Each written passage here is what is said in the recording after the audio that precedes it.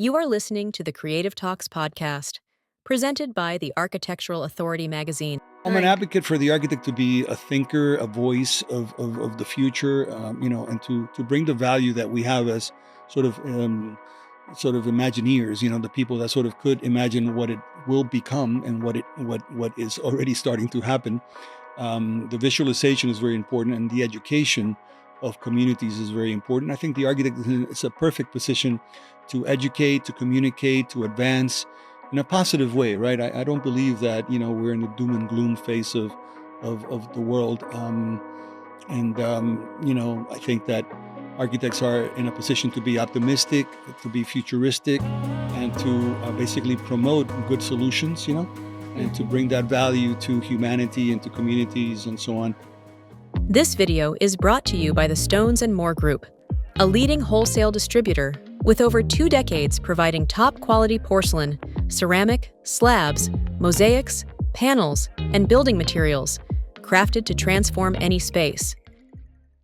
Hi, today on Creative Talks, I'm honored to welcome one of the most influential voices in architecture and resilient design, Reinaldo Borges. He is an award-winning founder and CEO of Borges Associates, a world-class design and consulting firm based in Miami with offices around the globe.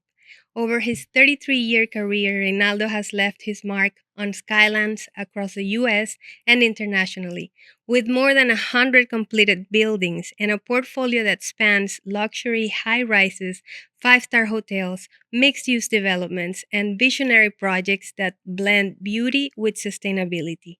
A leader on climate resiliency, he also serves as a key advisor to the city of Miami, guiding how cities can prepare for the future. Joining him today is his wife and partner, Alice Dahbura-Borges, principal and accomplished architect with more than 20 years of experience in residential and hospitality design, also with Borges firm. And she does interior design, high-rise projects, technical mastery, and passion for elevating the details that make projects truly exceptional. Together, they helm Borges Architecture and a world-class architectural and consulting firm headquartered in Miami, with a global presence in Abu Dhabi, Dubai, India, Saudi Arabia, and with 25 years of excellence, they have positioned as a trusted partner for major real estate developments worldwide. I'm super excited for today's interview because I truly admire them and have the pleasure of calling them my friends. Please welcome Reinaldo Borges and Alice Dahbura-Borges. Welcome to Creative Talks. Thank you. Thank you, Cindy. Thank you for coming. Great being here with you. I got a little nervous there, but that was such a wow introduction. Can't believe we've done all that. It's always You've done all that. It's interesting when people talk about you. You sort of see it in a different perspective. It's like reminding you all that you have done. Yes, thank you. I want to know how it all started. How did you knew, okay, this is going to be my life. I want to study architecture and I'm going to dedicate my life to it. So look, for me, and Alice has her own origin that she'll talk you through. But to me, design was always something that I really had an interest, right? As a young, since you were a kid. But I was designing more like aircraft because I love aviation. So I was more like an aeronautical engineer kind of future. I was going to be a pilot in the Air Force. I was going to fly jets, and I was going to design aircraft. Now I understand your projects in Dubai a little bit. Yes, so it took a shift. Influence. At a certain point, I sort of said architecture is really a better path for me, just based on my chemistry skills and my mathematics. I thought, architecture would be a better fit, and just spend a day in an architect's office. And I sort of said, this is what I want to do for the rest of my life. So it was sort of like, a passion that I, just sort of followed and went through my 8 years of schooling and here in Miami, all over the place. We went. I went to University of Florida in Gainesville. Then I came back to Miami, where we actually met at the University of Miami School of Architecture. And then we did some graduate work up north for a while, and then returned back home to really focus on building muscles and building architecture with the best firms in town. And then eventually created our own firm 26 years ago. Amazing. Alice studied with you, right? That's how you met. So we met at together. the School of Architecture. It was one of those things that I never really thought I was going to go to the University of Miami, but I went there for a year. And the best thing that happened was that we met there in the You school, found and Alice. we architecture students, as you know, that you live in the studio working on projects and so on. So we had a lot of cafecitos together, and Actually, it was the last semester it was last we semester. met. Yeah, So you had classes in common? We Yeah. had one Yeah. studio, visiting critic studio. design studio, And which so you is did works together, and that's Yeah. Well, how. everybody had their own project, but it was the same professor and the same project. Okay, but I thought Yeah. that you were collaborating in the maquetas and stuff like that We did that after after. when we started doing competitions. And you There. always knew you wanted to be an architect as well? Since I was a little girl, I always liked to draw. I was always drawing, coloring. Actually, when I was a little older, my favorite game was playing with Lego blocks, and I would do actual structures like actual houses. But so interesting, when I started university, I didn't start it in architecture. I started in psychology. Wow. That's another interest that I've always had, is the mind, the Mhm. human mind. It's very complex Well, and we interesting. have to use it a lot in interior design. So right? I started psychology, and I still love it. But somehow, after the first semester, and that was back in El Salvador, where I'm from, then I changed to architecture. I realized I really, really like architecture. I like creating. So here we are. And ever since, well, you've been close working together, or you had your own, Well, your so own there jobs. at the university, we started doing competitions because that's what students tend to start to want to do, it's international competitions, and we would work together on competitions. We kind of stayed over after graduation with the dean of the School of Architecture, Tom, at that time, Tom Reagan, who became a dear friend, and he gave us the opportunity to do more like graduate work there, and in our own pace and schedule and program. And we just worked, with passion and a lot of the kind of the creative process that we get into as architects.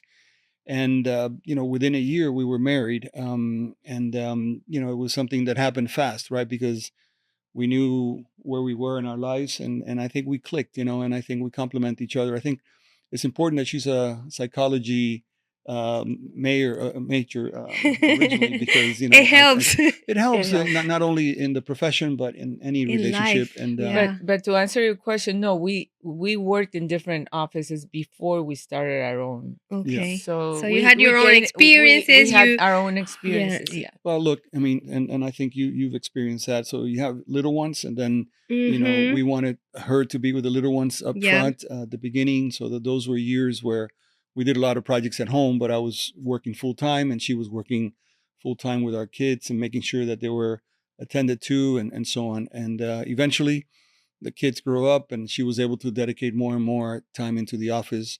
I opened the office 26 years ago after leaving larger studios that I was with. And at that time, eventually she was able to join the practice. But it was natural, no brainer, or you went home and said, Alice, I'm gonna open the studio. I want you to be my partner. How was that? I mean, I think for me, in my mind, the plan is always to be partners to, in life and in practice, right? Because that's kind of the ideal situation. It's not easy. With architects. Some couples prefer like to keep it separate, so Yeah. it's very. Yeah, so we can admire that you've had a long. It doesn't work for everybody. career. I mean, we eat breakfast, lunch, and dinner together, and when And we you don't have do a- that, we kind of miss each other. And Nice. but it's, again, it's something that doesn't work for everybody, But Mhm. the kind of approach that we have to the practice, I mean, we're talking design 24/7 in many ways because we love design, and whether it's I can imagine know, when you travel, like talking about the traveling everything. is interesting, yeah, and navigating through cities and discovering things is always interesting. And we do that a lot. I like to walk a lot. She doesn't like to walk a lot, so I'm always having to sort of talk her into the walking. Let's go there, But we Mhm. discover a lot together. No, it's a life of journey of discovery of design and good architecture, and it's amazing. I mean, it's like, a lot of people sort of said, my daughter's an amazing architect, and Mhm. some friends have said, hey, how could you allow your daughter to study architecture? I'm like, wait a second. We don't need more lawyers. I mean, it's like, it was great. She loved it, right? She was like within our realm all the time, and we're always designing Yes, things. So she yes, got I into see. that, and she loved it, and the rest is history. But our second daughter is more creative, more on kind of creating They're websites both creative, and They're so they're both yeah, they're both both in. creative. Yeah, creative. Yeah. they But both have a creative mind. those are our best projects, by the way. Hmm. I think that architecture is one thing, but I think we have amazing girls, and Yeah, I was Amazing gonna say girls, yeah, that our best amazing. projects are our daughters. Yeah, but that's Camila's your firstborn. Yes. yes, yeah, and Camila now, as you know, has her own practice, and Hmm. she's a mother, so has all the flexibility she Yes. needs, because in our practice, and we don't really run a studio that is like a university studio. We're a normal office with normal working hours, but it's still, you got responsibilities, commitments. We do complex projects, and Camila felt at this point in her life she wanted to be more with the girls On and her and own. allow them to sort of get to a point where they're in high school and so on. But yeah, we encourage her, and she collaborates with us at times. We kind of Hmm. invite her for special projects. But I guess yeah, well, you got. And how, do you remember your first commission as Borges and Associates? You Yes, of remember? course. Yes, we So do. I had left a very important job that really was formative and very nutritious for me. And I ventured into opening a firm that I wanted to mold with my own brand and my own architecture and my own way of managing people and creative teams. Hmm. And we were lucky that I sort of came into a world of real estate with friends that were doing urban infill in Brickell. So, my first office was in Brickell and kind of focused around the urban realm of Miami, doing infill projects throughout Brickell. So, met fortunately a developer that was looking to do 250-story towers, and then we sort of jumped into it. We did it. We got the approvals. We got into the next stages, and it kind of gave me the confidence that we could Yep. then repeat that, and we started to get larger scale projects. And then So you started large from the well, beginning. so I came from a practice where we were doing large scale projects, and I like urban design Hmm. and urban infill and complex buildings. So it was kind of a natural thing for us at the beginning to be really focusing on larger scale things. Eventually, we get invited to do custom homes and smaller things, and we like the scale of things that we do now. A range of things, small, medium, and large things. We design furniture, and we're designing 70-story towers as well. And is there one particular type of project that you enjoy working the most, like the large scale or the big majestic house? Because you do I think we have amazing different houses. appetites, and Alice could tell you her appetite. I mean, I like complexity, so I don't mind doing large scale urban design and and, You and, like and master challenges. plan projects within the fabric of a city. I also enjoy the smaller projects. The smaller projects, get implemented a lot faster than the larger projects. So it's nice to have a mix, and Hmm. I sort of navigate that mix, and I'm excited, to be basically the studio director and have the range of project types that we have, But Alice could tell you about her Well, I field. I enjoy both, but my favorite ones are the smallest ones. Like Like you residential, said, like yeah, the working with the residential. end client and picking Yeah. Yes. everything. And a one-on-one with the client, it's very rewarding. Yeah, it's fascinating, but it's also nice to see when you work on projects for 3 years, like you do for all the finishes for Yes. big towers, and then see it come to life. It's Yeah. Must amazing be. when you see it completed and you see all your hard work and the product. There's no words. And Yeah. from the process, what would be your favorite part? Concept development or Look, ha- so I I think all of it? involved in so many things, right? Running the office. I mean, it's a boutique firm. We're not a corporate entity. So I like to do everything that I do, right? Whether it's closing a contract for a new project Hmm. and executing that project and the client relationships and then the development of relationships with the entire team because we end up leading a large team of consultants and experts in different things, especially on the sustainability side. We bring the best mind to work with us on that and establishing that program and those solutions. But yeah, I mean, I think I enjoy the variety of things, right? And we're very hands on. So You love um, to go to the site as well? the construction side is amazing, right? Because that's where things are really happening, right? And to Right. me, it's part of the design process to really be in the field, understand problems that come up, and provide creative solutions. And I encourage our team to do the same, right? To really be involved in the drawing and the conceptualizing of projects, and then also in the execution in the field. And it kind of completes the experience, now, for an architect to be involved from beginning to end, and deliver a project that is completely, certified for occupancy, and we start to get the feedback, from the. I mean, we just finished that project that you're aware of in Naples, and 283 units, and to walk in and to see the tenants kind of Everything. give you feedback and say, "Oh my God, this is like an amazing building." Those are interesting moments for us, right? Of course. And we enjoy that after 3, 4, 5 years of work that some of these projects may take. Mm-hmm. And is there one project in particular, or a couple that you feel like they have the firm's DNA and all of it? Which one would that be? It's difficult to say that there's one project, right? I think all of them have you know, a little bit of who we and are. in fact, So it's kind of And the how way. would you describe that? Who your firm's DNA? So look, I mean, I think we are navigating in a modern language, right? Mm-hmm. And we don't like to get into stylistic labeling of things. We'll allow architectural critics and historians perhaps to analyze that, but we're very comfortable in the modern language with warmth. I mean, we really agree with a lot of people that say, the white box is kind of boring. So white boxes could be beautiful, by the way, Mm-hmm. and but if that's what you want, right? But we feel like right now there's a greater appetite for modern design that has some warmth. So we try to bring, some stone and some wood and some colors, that kind of warm up the modern architecture. But we've done, more traditional work. I actually studied in Vicenza in the world of Andrea Palladio, and I'm very comfortable with Renaissance architecture. But I really haven't done classical work like other architects have done. I mean, we tend to be more, Modern, free form and contemporary. open plan and more flexible, and which is really what modernism allows you to do. Is really Mm-hmm. create spaces that have endless possibilities to lay them out, to live within the way it captures light. I mean, it's just the world of modern design is just endless, right? Yeah. And I would say limitless.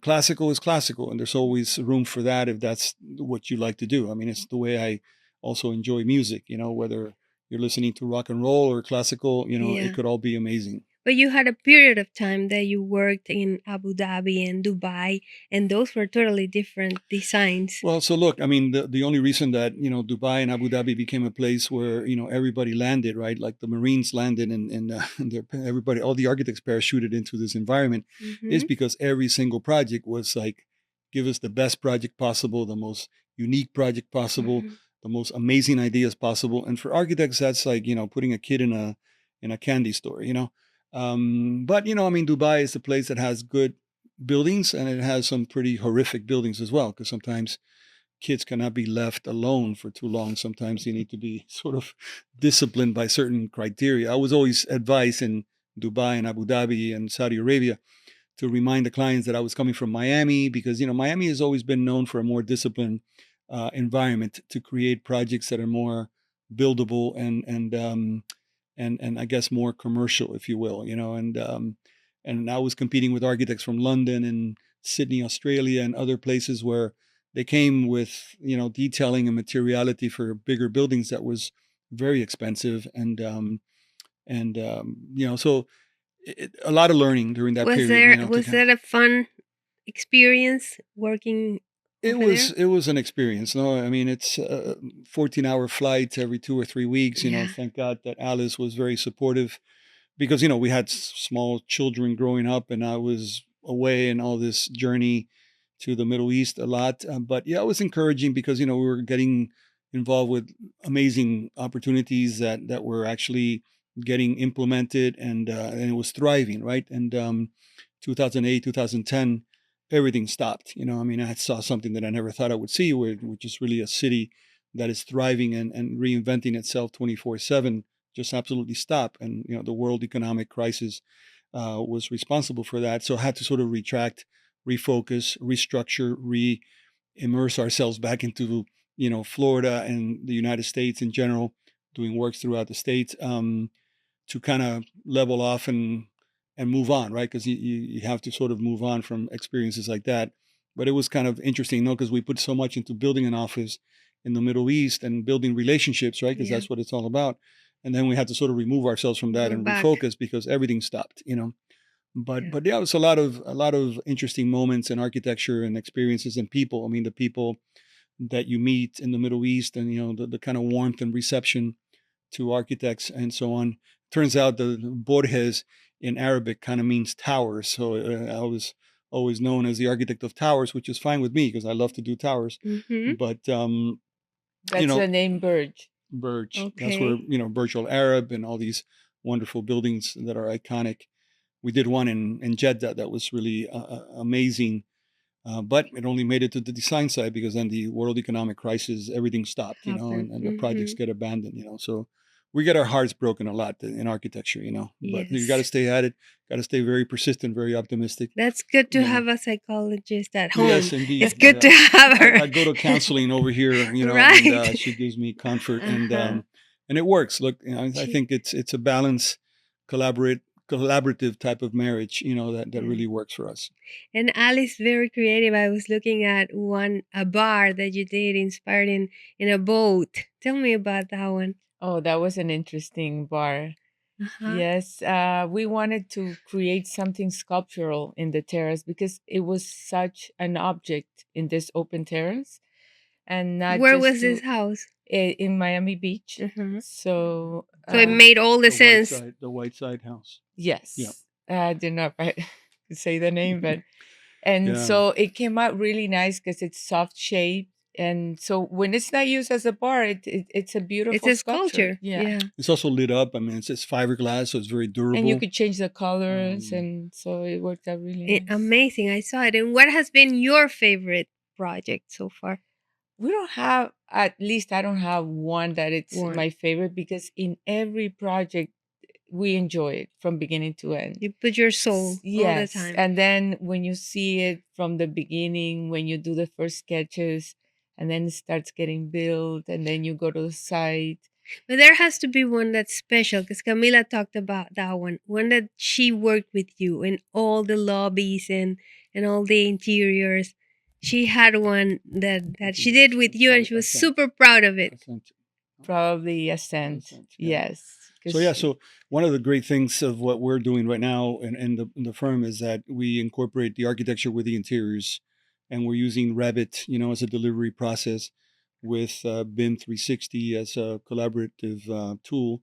We're using a lot of AI now and a lot of new tools that is exciting. I was gonna ask, but and we could talk more about that. But this particular project in Naples, you know, high end luxury. I mean, they wanted this thing to be like a hotel, right? So we love hospitality. We love to design hotels and hospitality environments, and we kind of blended that. And Camila comes also from experience in hospitality, so it was perfect. You know, I mean, she was able to do enough before she had to leave the firm to take care of the girls. And she's very proud of the accomplishment. I think it's great, you know, to kind of walk the space and see how we were able to kind of fight, because sometimes we have to fight for fundamental things that you have to say, oh, I can't believe I have to fight for that particular thing. It's like, but at the end of the day, they appreciate that. No, but you know, it's all about meeting the budget, and we got to make sure that we stay and, you know, focus on that objective for the client. But yeah, that was an amazing project, and we're getting good feedback. And from that project, we're getting other opportunities now in Naples, which is, you know, it's becoming a territory that you are. Yes. Yeah, so working there aren't a lot of of Miami architects active in Naples, and we're happy about that, you know, because there's a lot of competition in Miami, as you know. It's become a contact sport, and Naples is kind of a place where we've always escaped to Naples to relax and enjoy the beautiful city. And now we're very, very active there doing luxury high-rise and also custom homes. Great. And sustainability has always been something important for you. And I know that you do panels and you talk about this around with AIA and other. So indeed, you know, I think that, you know, architects really make a living visualizing change before it occurs. You know, we get a glance of the future in our brains and we communicate, and that's what we do. That's what we sell. So I think as you understand the future and the current stresses that the planet and the communities throughout the world are suffering, architects are at the forefront really of innovating and bringing things, you know, to the cities and to the environment that lessen the load on the planet, right? So we reduce the impact that we're having on the planet. Very important, very fundamental. But also, you know, we need to design beyond current codes in many cases to make sure that we're designing things that have durability and maintain value and protect value for the investor, for, you know, the Mhm. owners of these buildings. So we're very passionate about sort of communicating that to our clients, and most of the times they accept a lot of the challenges that we bring to the agenda. You know, not everybody wants to do everything that could be done, but you know, we're Well, it's reasonable. expensive to be sustainable sometimes, right? It's expensive not to be sustainable. You know, it's so, you know, it depends on how you see it, right? It's like, Mhm. you know, I always sort of say, look, you know, when you invest in quality and durability, and you're thinking about the future, you're giving the building a longer life and an extended, you know, True. performance. So it's smart, you know, to really invest into durability and resiliency, right? And resiliency has a lot to do with the fact that we're in coastal communities mostly, throughout the state of Florida, and there are many, many coastal communities that are in danger. It's not just in Florida. So you have to think through that, and you have to visualize that, and you have to communicate that. So, you know, I mean, we've been creating now a series of visualizations of how it is to live with water, how it is to just embrace the water, allow the water to do what it's going to do, because, you know, the amount of heat we've put into the ocean, the amount of sea level rise that we're getting from that expansion, thermal expansion of the ocean, and so on, is irreversible. And it's already baked into the planet. So, you know, it's difficult to think that we're going to reverse, you know, the impact that sea level rise is going to have in coastal communities. So when you understand that and you see that and you model that and you believe in science, which we do, you sort of say, okay, we have to design into that. So it's an opportunity, you know, and I Mhm. encourage my colleagues. You know, I've headed resiliency task force, as you know, at the AIA, and I had another one at the Chamber of Commerce, and just kind of bring the voice of the architect to the community, and hopefully, you know, educate realtors, investors, bankers, you know, attorneys that are very intrigued by a lot of these concepts, you know. And you're very active in that. So I wonder, when is your free time? What do you do to relax? Because your genius mind, you have to So put it. look, I mean, there's 8 hours every night that I try to sleep very well, you know. What do you like to do? Read, listen to music, Yeah, a little what? bit of everything. Nowadays, there's so much good content in YouTube with all kinds of good things that are happening with So you technology. continue studying Um, even when you are yeah, so, you know, I mean, in she your reads novels and mysteries and things about humanity in her My readings, you psychology. know, your and I'm psychology always side. reading about new ideas, new concepts, society, politics, all kinds of things that are happening, which I find very Are intriguing. I you love. best friends with ChatGPT? So ChatGPT and all kinds of other AI tools are amazing, right? Uh-huh. So you got to get comfortable, right? I've Yeah. always been, I can't live without it yeah. right So now. it kind of could be addictive, and sometimes, you Right. know, you can't really allow it to control your life. But, you know, we're heading in a direction where technology is going to be challenging humanity, and I think, you know, to understand that, to understand how that impacts the practice of architecture and engineering, we're going to the national conventions every year, trying to learn from others throughout the country. I mean, we end up with 30,000 architects in one place, which is always dangerous, but it's always exciting and energizing to see what others are doing with AI and the Hmm. new tools that we have. And, you know, we think, you know, if you don't adapt quickly, you know, things happen really fast in this world we're Totally. living in right now. We're at the maximum speed of how change happens, you know, whether Yes. it's in society and culture and in architecture, is happening very fast. So if you don't keep up with it, you basically get left behind. And is there any specific tool or AI that you love the most, or that you're using in You know, in the so as office? you know, like AI is a model that learns, right? So, you know, we've got 3 or 4 that are learning our language, and we input our language and we try to sort of see what comes out, right? So it's a great tool to help us get initial conceptual work Mm-hmm. going, get our blood pumping, from a creative side. You know, we still see that there's a lot of work for architects left to make sure that things are buildable, the detailing is there, even though now there's actually AI technology that will prepare final construction documents for you. I yet have to see that, to believe that that is now possible for us, right? So, but there's a lot there that complements what we do, but I think that the objectivity that we bring as humans, you know, in our collective experience, is still more powerful than the Chat GPT approach. But, you know, it's learning, and that's the thing about this technology, is that it's learning a lot every day, Mhm. Mm-hmm. you know. So it's kind of scary as well, because Scary. there's so much knowledge, and buildings are really created by so many different factors, right? So as you know, we have to understand and design to hundreds of codes and regulations and standards. And with AI, now you could research things a lot faster. Mm-hmm. So Or that, put it to check if it passes all those codes and yeah, so I mean, I think that that's something that everybody welcomes, to do sort of repetitive work, totally. to do kind of the boring things that a lot of us Mm-hmm. like to put off or something. Chat GPT or any other platform is there, right? So we're trying to sort of see how we use all these things. I mean, we use it for human resource management as well, tracking things. There are all kinds of things to operate So you an fully architectural use business. So artificial it's an intelligence. exciting time. I mean, Yeah. I basically had the fortune as a young architect to implement AutoCAD, for example, into a very large firm. And that was a life-changing experience to kind of see how people were reacting to the fact that now they had to draw in the computer, and Yeah. and I saw that. And then we embraced, Revit, which is a way of drawing in 3D from the beginning, and how to implement that. We were one of the first adapters here in South Florida of Revit um, into the work we're doing. And now with artificial intelligence, it's a natural thing, right? Mm-hmm. Because all these new tools are learning also by all kinds of example. And there's a lot of creative minds at work creating these tools to help the creative process of architecture. I'm all for it. Do you think that it's going to replace interior design? Some people feel scared. I don't think so because that what you said before, the human contact, the you going out with with the clients and visiting the stores, it's something that AI will I never think replace. I think it has to be an aid, a complement, Yeah, but there's nothing like it's the help. human, Right. So Yes. And what would be the best part of the process for you? Is it picking materials? Is it going to the store? What is the part that you enjoy the most of the practice? I enjoy the designing of the actual space and creating it in 3D, and then Because we had a lot of fun selecting materials in the yes, past. yes, That and is a then fun. taking that idea, which normally what we do is we do a rendering, Uh-huh.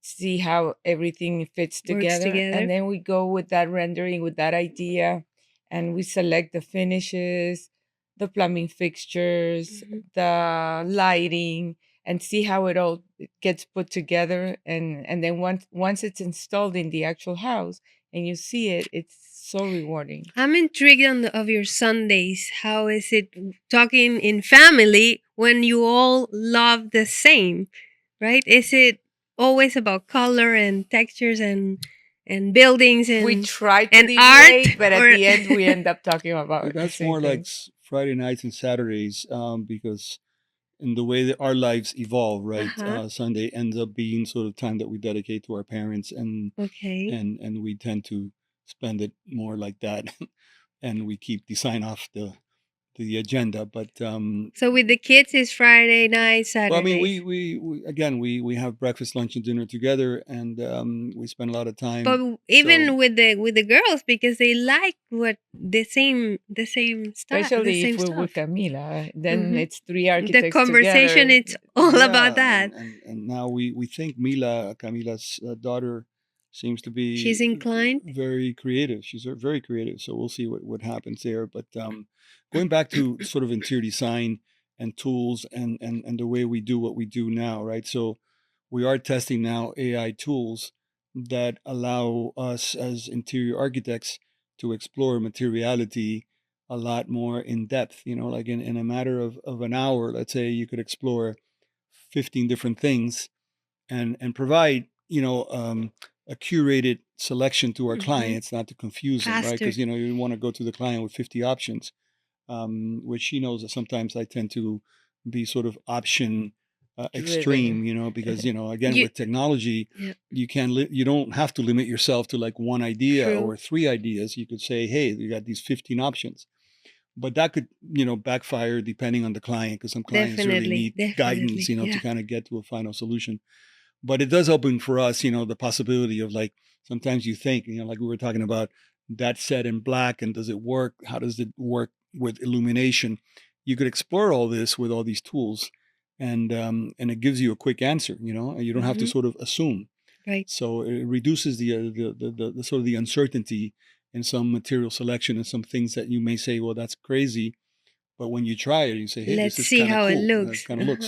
So I guess the experimental aspect of design is something that AI is driving us to really explore more things and venture into things that sometimes we may be, you know, resisting, to Yeah, and advance. then it will take limits off because you can do anything. Yeah, I mean, you gotta. I mean, we have to live in a world of limits in many ways as designers, and we know that sometimes, like I've collaborated with some designers that say, no, it has to be white Italian marble. That's it. I'm like, really, seriously? That's a great option, by the way, but there's so many other A lot possibilities, more. right? So we like to be in that world of possibilities, and we like to really get into the minds and the images that our clients have and the expectations that they have, because we think that, to me, as architects, we want to sort of deliver also something that delights the client and kind of meets their expectation, doesn't surprise them in a negative way, but ignites their life and their quality of living in these places. And we get a lot of that feedback, know that we help them get to where they wanted to go, which Right, they couldn't imagine that they were right. going there, right? But it's always a journey, to kind of start these relationships and take them from early conversations to the final realization, and nobody gets killed. Everybody lives, everybody has a happy life. And you become friends in the Yeah, process. we like Always. become family with especially the longer projects, because you really have to spend a lot of time together. Have you ever thought of writing a book? I feel like you have so much Well, content. It now can be with about climate change. I It could could write be a book now because there's so many tools that you could can use help to you, to right? really edit You something, should. because it's a very tedious job to write something. But yeah, I mean, I think, look, so our life as architects, it's a journey, right? And you mature and you evolve and you learn, and doing work in other places throughout the world teaches you a lot, and it affects the way we do things here, but it also affects the way we do things in other contexts, because context is still very important in the way the architect practices, especially with climate. Climate changes all over the place. Yeah. The impact that the ocean is having throughout coastal communities changes. Is not And the you are same. like an You know. advocate for resilient Well, I'm an design. advocate for the architect to be a thinker, a voice of the future, and to bring the value that we have as sort of Imagineers. The people that sort of could imagine what it will become and what is already starting to happen.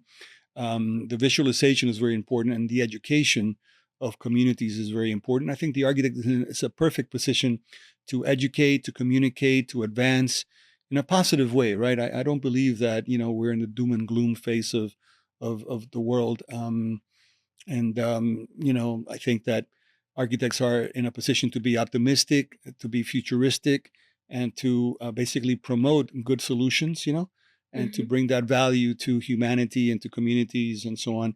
So yeah, I mean, and I get into the politics and all that, because if you cannot be friends with a politician and be able to have a good, smart conversation about what's going on beyond their political life, because some of them are there for a short period of time, I think you're missing the opportunity, as an architect, as a thinker, as an activist, and as a futurist, right? You want to make sure that you're doing everything you can so that when we look at our grandchildren in the Right. eyes, we To could say, hey, leverage. we're doing something, Yes. because it's their future that we're trying Yes. to protect and expand, the life of communities. I mean, it's going to get more and more complicated in the future. Climate is not stopping. I mean, we've had now again the hottest summer ever in Hmm. recorded history, and that's a trend, right? So you have to use our brain. I mean, we use our brain very little compared to the chat GPTs, right? But I think we need to do our best to really understand what's going on, and then to basically take a personal Do action. something. If everybody Hmm. takes a personal action and you multiply that, it becomes a big effort, right? Good. Great So, effect. the Yeah. the impact that individuals could have on the way that we're designing, building, living in our communities, consuming. We're very efficient in consuming, Yeah.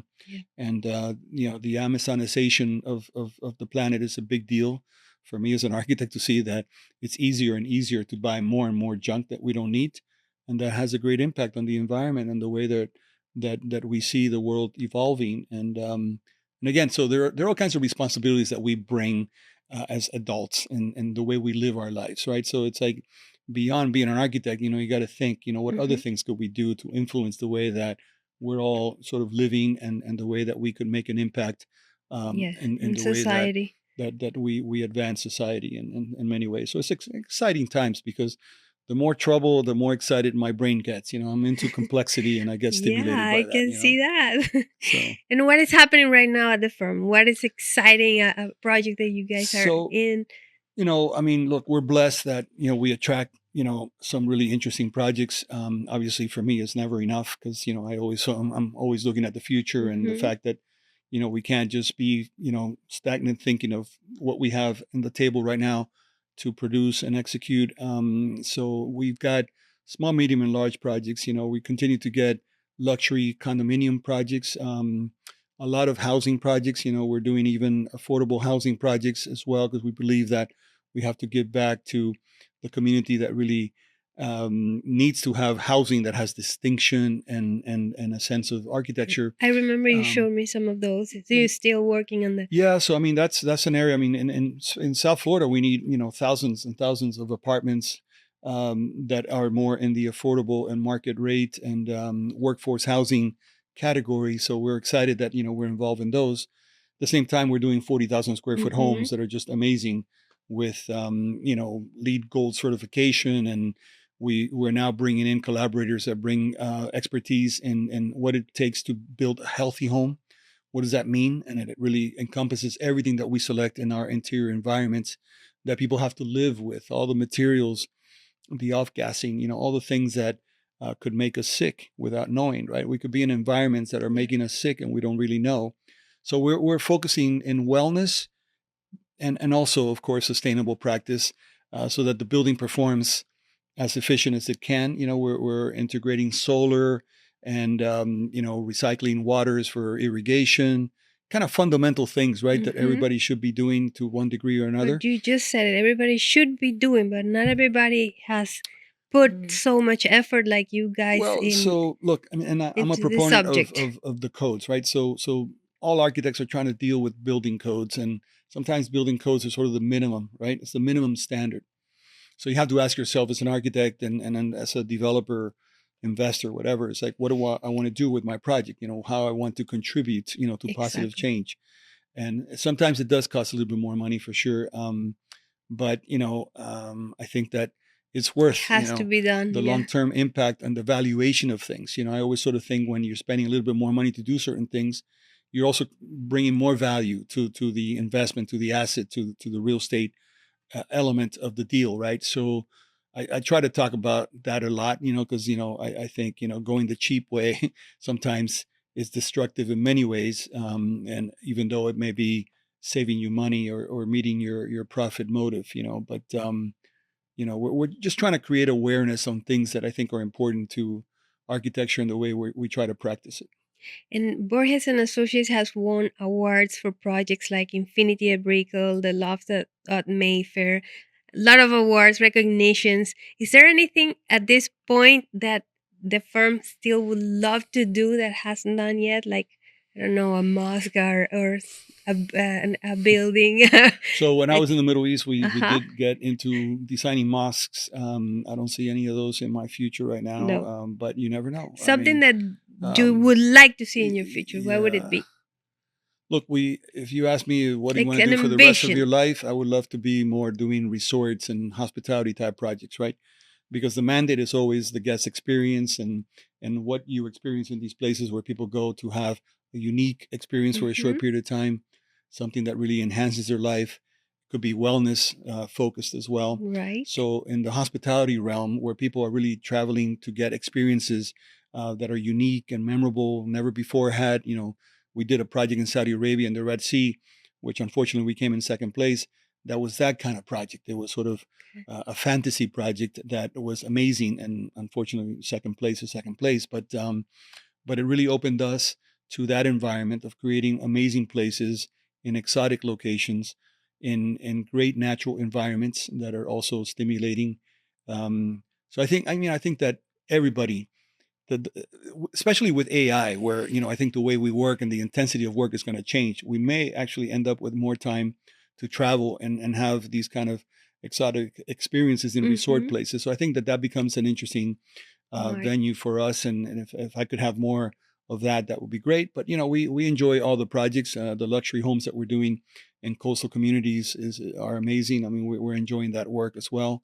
If you asked me, 20 years ago, and we've been now active for 26 years with Borges Architects, I would have said, no, we're not going to be doing luxury homes. But, that's become something that we embrace. We're being asked, to venture To into do some them. Mm-hmm. special projects, and that leads to, designing bars, designing furniture, and Right. molding the interior environment in a way that is also exciting. Correct. And what would be your dream project, the one that you haven't done yet?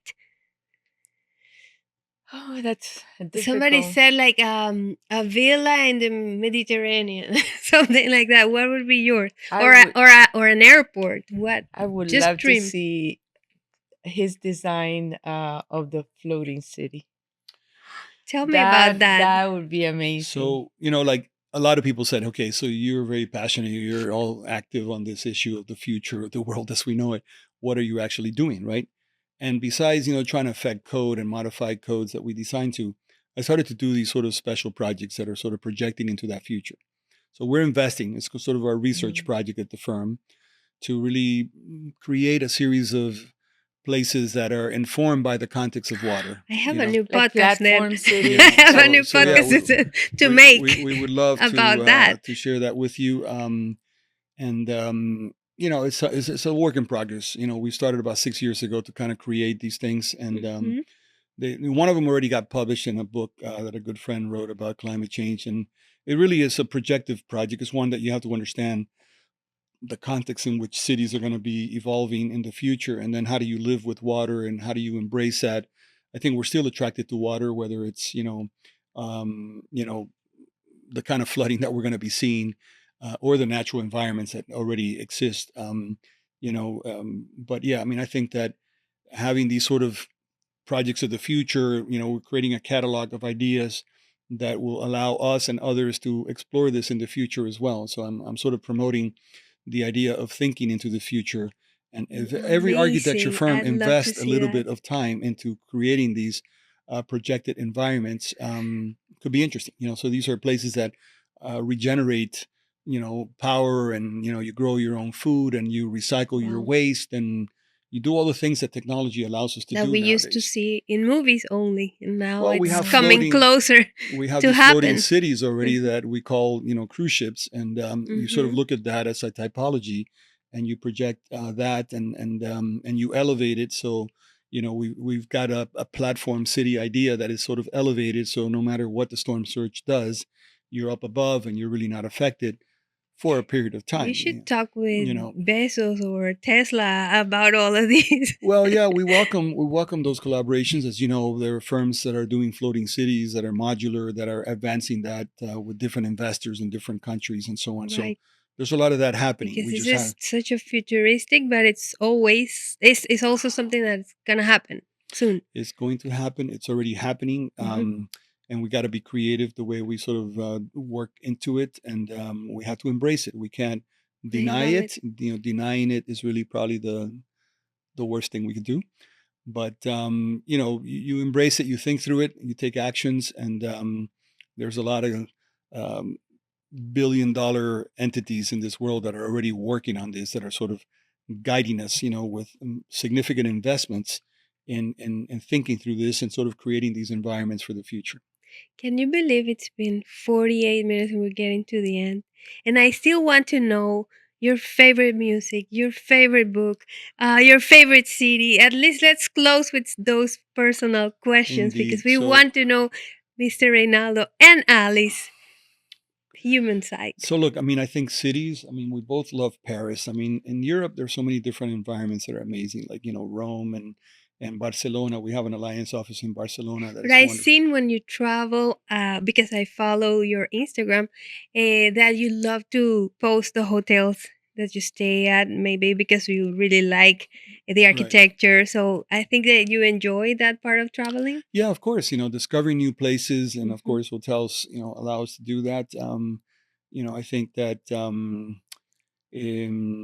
So Paris Music, would you know, be. I'm a Cuban American, and I love Latin jazz. I like Cuban music a lot. The rhythms, the richness, and the texture of the Cuban music really kind of gets me going. It really raises my blood pressure, and I really move very well.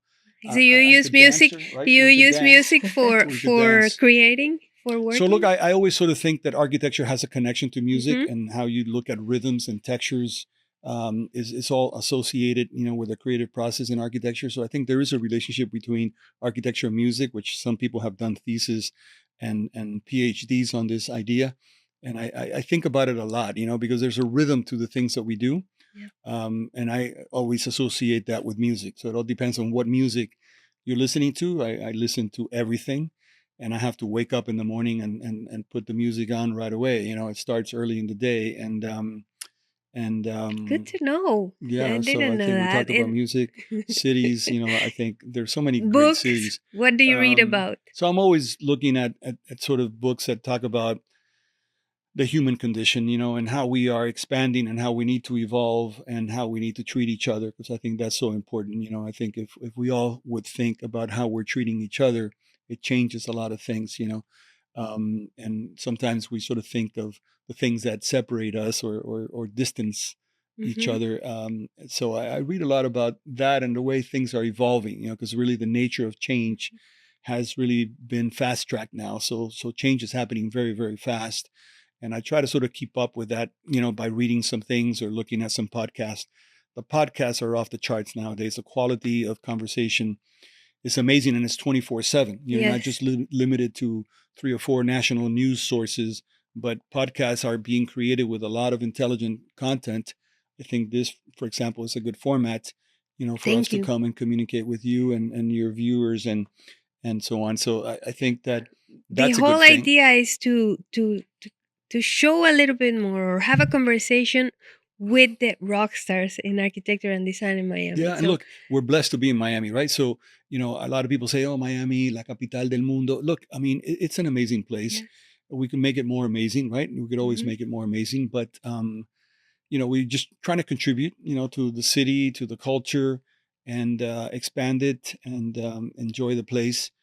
And from this place we create other places, right? So you know, it's always nice that Miami nurtures creativity that is exported then to other places. You know, we've had offices in Mexico, we've done projects throughout Mexico, and of course in Europe and the Middle East and South America and Venezuela. We did a wonderful project. Unfortunately, sometimes politics get in the way of things. Yeah. But yeah, I mean, I think we're blessed, you know, to be living in a community that thrives around design. I think the kind of work you're doing and others, kind of putting the focus on good design and what good design does to our lives and to the way that we continue to live this sort of Totally. limited, precious life that we all live. Yes. And Alice, what about you? What kind of music, books, favorite city? Favorite cities. One of them is Barcelona. I really enjoy when I went to visit Sofia. Hmm. It's the planning of that city. It's super interesting and it just works. I also like Italy. You like We just Gaudi? went Gaudi. Yes, You like yes, Gaudi. That's why very you like. interesting. Yeah. Mhm. And You also start your mornings. You do exercise a lot, so yeah, we both you do exercise. go So together. that's That one. kind of it's necessary Yes, to balance this Oh, for sure. You got to profession. keep the body moving, you know. Yeah, And you know, we're fortunate now because in our office we have a fitness center that is like a step away. great. So you It can makes go it easy to for the us gym to. and then to the meeting, Yeah, I mean, basically. or the meeting and then the Sort of gym. the- we sort of have to have a trainer waiting for us to kind of command our movement, you know. But it's important to be Yes, moving. it Yeah, is. it's like Well, I feel so lucky that you guys came Thank you so and it much. drove us through your path, your journey. I know that you've enjoyed this 26 years working together yeah, a Definitely. lot because we can tell in yeah. what you produce and in your family and how in your relationship. So thank you for coming. Thank you, I'll Cindy. wait for you here again and we can Yes, discuss other topics. indeed, Thank you. Great. Bye, indeed. guys. Bye. Thank you. Until Thank next you. time. Thank you so much for listening to the Creative Talks podcast. Your 5-star reviews really help us continue what we do. Please rate your listening experience, and let's keep building this beautiful community together. For exclusive access to more design content, visit thearchitecturalauthority.com or download our app from the App Store or Google Play. Until next time, take care and keep creating.